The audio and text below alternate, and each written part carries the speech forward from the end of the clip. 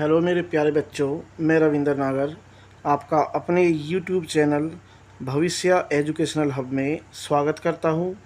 बच्चों, आज हम 12th क्लास यूपी बोर्ड की समाजशास्त्र शुरू करने जा रहे हैं। इसमें सबसे पहले हम अध्याय 5 सामाजिक विषमता एवं बहिष्कार पढ़ने जा रहे हैं। तो चलिए मेरे प्यारे बच्चों, आज की क्लास स्टार्ट करते हैं। बच्चों, समाजशास्त्र में काफ़ी बड़े बड़े चैप्टर हैं। मैं आपको महत्वपूर्ण टॉपिक ही कराऊंगा जो आपके एग्ज़ाम में आएंगे ही आएंगे। इसमें इम्पोर्टेंट क्वेश्चन जो होते हैं हमारे,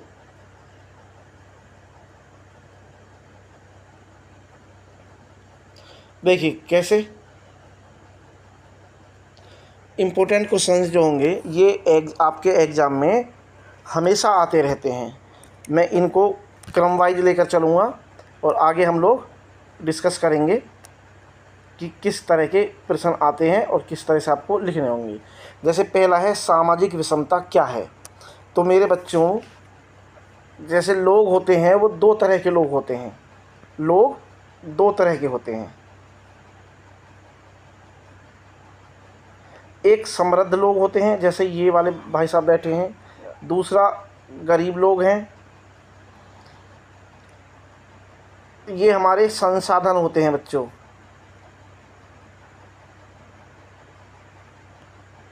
मान के चलिए जो संसाधन हैं, संसाधन ये अमीर लोगों तक बड़े आसानी से उपलब्ध हो जाते हैं, जबकि ये जो गरीब लोग हैं ये इनके पास तक नहीं पहुंच पाते हैं, इनके पास उपलब्ध नहीं होते हैं। अब हम लोग क्या करते हैं, अब देखिए पढ़कर, सामाजिक संसाधनों तक असमान पहुंच को आमतौर पर सामाजिक विषमता या असमानता कहा जाता है। ठीक है बच्चों, सामाजिक संसाधनों तक असमान पहुंच को आमतौर पर सामाजिक विषमता या असमानता कहा जाता है। ये संसाधन अमीर लोगों तक आसानी से पहुंच जाते हैं या उनके पास में मिल जाते हैं, गरीब लोगों के पास में ये संसाधन नहीं मिल पाते, इसलिए ये असमानता बढ़ती चली जाती है।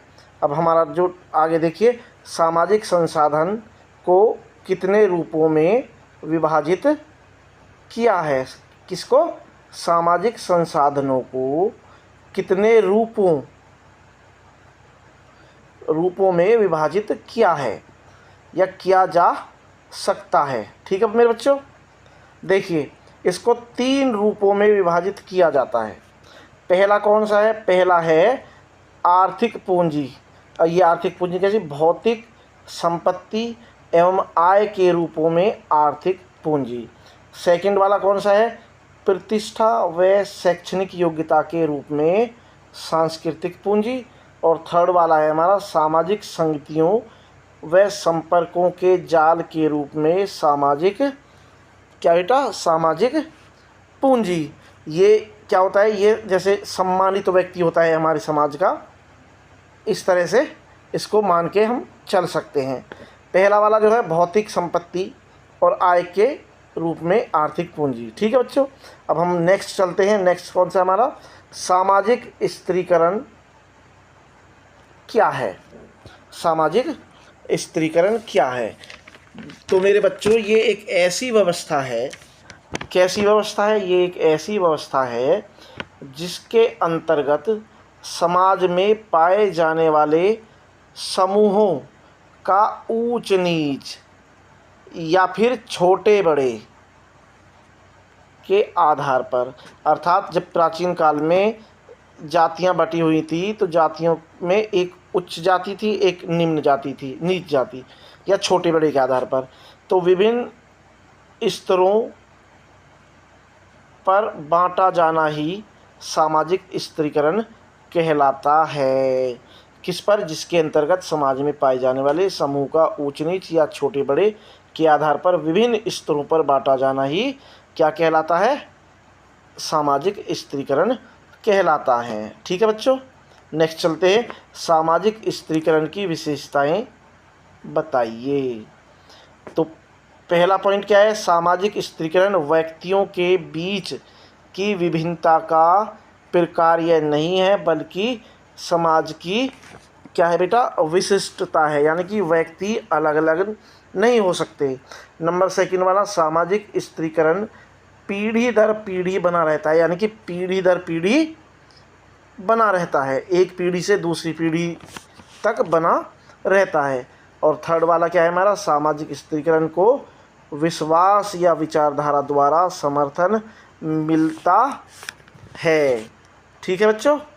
अब हमारा पूर्वाग्रह, ये मोस्ट इम्पोर्टेंट है। पूर्वाग्रह क्या है, यानी कि पूर्वाग्रह, ये वाला पूर्वाग्रह का अर्थ होता है, देखिए पूर्वाग्रह का अर्थ होता है कि किसी समूह के सदस्यों द्वारा अन्य समूह के बारे में पूर्व कल्पित विचार अथवा व्यवहार होना, यानी कि दूसरे जो समुदाय के लोग हैं उनके विचारों पर अड़े रहना। जैसे पूर्वाग्रह का मतलब एक समूह के सदस्यों द्वारा दूसरे समूह के बारे में पूर्व कल्पित विचार या विश्वास को पूर्वाग्रह कहते हैं। जैसे यहूदी और मारवाड़ी कैसे होते हैं, कंजूस होते हैं।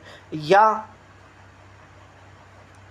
और धारणा लगा लीजिए, मान के चलिए आज का, जैसे एक जाति है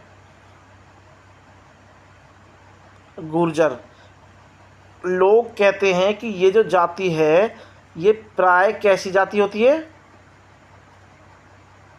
झगड़ालू। इस गुर्जरों को लोग झगड़ालू बोलते हैं। लेकिन बेटा ऐसा नहीं हो सकता भाई, हर जाति में कुछ लोग हो सकते हैं, कुछ लोग नहीं हो सकते। क्या यहूदियों में कुछ लोग झगड़ालू नहीं हो सकते? क्या मारवाड़ी में कुछ लोग झगड़ालू नहीं हो सकते? या फिर गुर्जरों में कंजूस नहीं हो सकते? हो सकते हैं बिल्कुल। अब आगे देखिए, भारतीय समाज में कुछ समुदायों के लिए पूर्वाग्रह, कैसे पूर्वाग्रह हैं। नंबर 1, कुछ जातियों को वीर प्रजाति कहा जाता है, कुछ जातियों को कायर दगाबाज कहा जाता है, कुछ समुदायों को आलसी या चालाक कहा जाता है। पर यह हमेशा सच नहीं होता। व्यक्ति विभिन्न समुदायों से अलग अलग तरह के हो सकते हैं। हो सकता है कि जैसे कुछ, पहला वाला पॉइंट ये वाला है कि कुछ जातियों को वीर प्रजाति कहा जाता है। क्या इस प्रजाति में कायर लोग नहीं रहते होंगे? बिल्कुल डरते होंगे। कुछ जातियों को कायर, जो जिन पूरी जाति को कायर कहते हैं, उसमें क्या कोई वीर नहीं होगा? दगाबाज के अलावा सज्जन भी व्यक्ति हो सकता है। ठीक है मेरे बच्चों। अब आता है नेक्स्ट पॉइंट है सामाजिक बहिष्कार। सामाजिक बहिष्कार क्या है?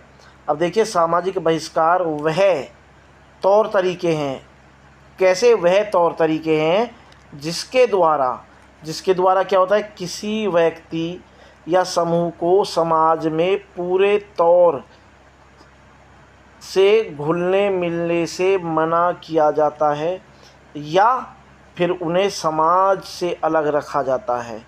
सामाजिक बहिष्कार उन तमाम कारकों पर ध्यान दिलाता है जो व्यक्ति अथवा समूह को उन अवसरों से वंचित रखते हैं जो ज़्यादातर जनसंख्या के लिए खुले होते हैं। क्या होता है? तमाम कारकों पर ध्यान दिलाता है जो व्यक्ति अथवा समूह को उन अवसरों से वंचित रखते हैं जो ज़्यादातर जनसंख्या के लिए खुले होते हैं। जैसे सार्वजनिक स्थान है, मंदिर है, पार्क हैं, स्नान गृह हैं, उन पर रोक लगी होती है। ठीक है मेरे बच्चों। आगे देखिए, भेदभाव अचानक या अनायास, यानी कि अचानक रूप से नहीं बल्कि व्यवस्थित तरीके से, अचानक या अनायास रूप से नहीं बल्कि व्यवस्थित तरीके से होता है। यह समाज की संरचना विशेषताओं का ही परिणाम है। भेदभाव और अपमानजनक व्यवहार के कारण बहिष्कृत व्यक्ति मुख्यधारा में शामिल होने का प्रयास बंद कर देता है। जैसे हुक्का पानी बंद हो जाना। उदाहरण के लिए, निम्न जाति के लोग निम्न जाति के लोगों का मंदिर में प्रवेश पर पाबंदी है, वो मंदिर में नहीं जा सकता। ठीक है दोस्तों। अब देखिए इसी में एक और देख लीजिए, जैसे क्या हो सकता है भाई, मंदिर में जाने पर रोक लग गई है। आजकल अब जो है हमारे भारतीय संविधान में यह कानून बन चुके हैं कि इन पर रोक लगती है, रोक नहीं लगेगी।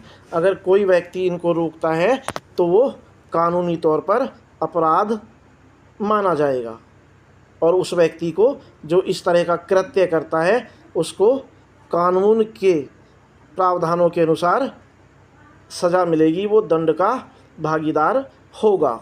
अब नेक्स्ट हम चलते हैं।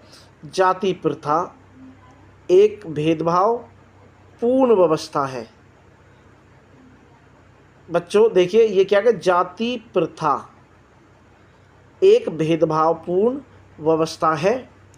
देखिए जाति प्रथा भारत की प्राचीनतम संस्था है। प्राचीनतम जाति प्रथा में कुछ जातियों को ऊंचा माना जाता है तो कुछ को निम्न। जाति जन्म से, यानी कि जाति जो है वो जन्म से निर्धारित होती है और जाति को बदला नहीं जा सकता, यानी कि जाति को बदला नहीं जा सकता। और ये किससे निर्धारित होती है? ये जन्म से निर्धारित होती है। ठीक है मेरे बच्चों। अस्पृश्यता क्या है, यानी कि छुआछात क्या है? अस्पृश्यता अर्थात छुआछात भारतीय समाज में मौजूद एक क्या है, कुप्रथा है। कुप्रथा पहले से थी। जाति व्यवस्था के अंतर्गत कुछ जातियों को निम्न माना जाता था, उन्हें घृणित माना जाता था, उन्हें घृणित माना जाता था। उन्हें छूना भी पाप समझा जाता था, उन्हें छूना भी पाप समझा जाता था। अर्थात उनको अपने पास में कोई व्यक्ति आने नहीं देता था, ना ही छूने देता था। यह व्यवस्था धार्मिक एवं कर्मकांड के नज़रिए से शुद्ध और अशुद्ध के पैमाने पर आधारित थी, यानी कि कुछ लोग शुद्ध थे, कुछ लोग अशुद्ध थे। जो अशुद्ध थे उन लोगों को क्या है, उन लोगों के साथ में अस्पृश्यता या छुआछात जैसी कुप्रथाएं घटित होती थी। अब नेक्स्ट हमारा चलता है, इसमें आगे देखिए। अस्पृश्यता के कारण अस्पृश्य अथवा अछूत समझी जाने वाली जातियों को इतना अधिक अशुद्ध माना जाता है कि उनके द्वारा जरा सा छू जाने भर से ही अन्य व्यक्तियों के सदस्य अशुद्ध हो जाते हैं। अस्पृश्यता शब्द का प्रयोग ऐसे लोगों के लिए किया गया जिन्हें अपवित्र, गंदा और अशुद्ध माना जाता था। ऐसे लोगों को कुओं, मंदिरों, सार्वजनिक स्थानों पर जाना मना था। ठीक है बच्चों। अब आता है सामाजिक विषमता व्यक्तियों की विषमता से कैसे भिन्न है। ये इम्पोर्टेंट है बच्चों। देखिए पहला क्या पॉइंट कहता है, हर समाज में लोगों का सामाजिक आर्थिक स्तर अलग होता है। भाई जाहिर सी बात है, हर समाज में लोगों का सामाजिक और आर्थिक स्तर अलग अलग होता है। कुछ लोग अमीर होते हैं, कुछ लोग गरीब होते हैं, कुछ लोग उच्च जाति के होते हैं, कुछ लोग निम्न जाति के होते हैं।